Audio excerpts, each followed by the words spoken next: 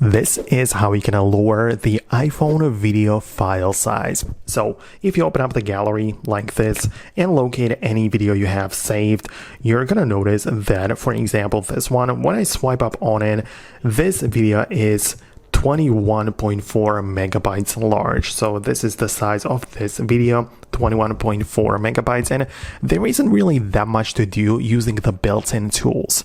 That's why you need to go to the App Store and look up an app which is titled Compress Videos. So within the App Store, go to the search like that and type in Compress Videos, right? So this is the term I want you to look up, and you'll very likely find this app first. This is the one which I would recommend you to do. I always say that I'm not like affiliated with them or anything, but I just like the app, right? So you can get it for free, open it up like this, and select the video to compress. So I'm gonna scroll through these videos, and I'm gonna pick the one which, as I showed you, has 21.4 megabytes. And I'm gonna select it like this.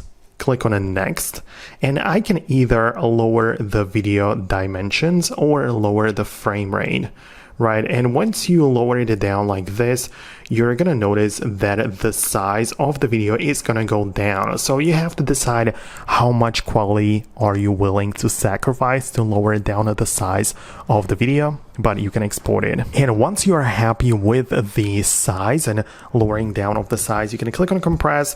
You'll probably get an ad which you can skip through, no problem, but then the video is going to be exported and then the size of the video is going to be compressed. So that's like the point of the app. You can see that before the video was 21.4 megabytes and after it's just 6.2 megabytes.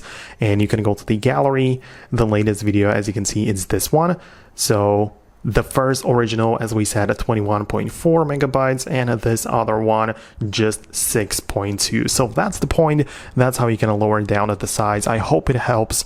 Let me know what you think below, and I'll talk to you later in future uploads.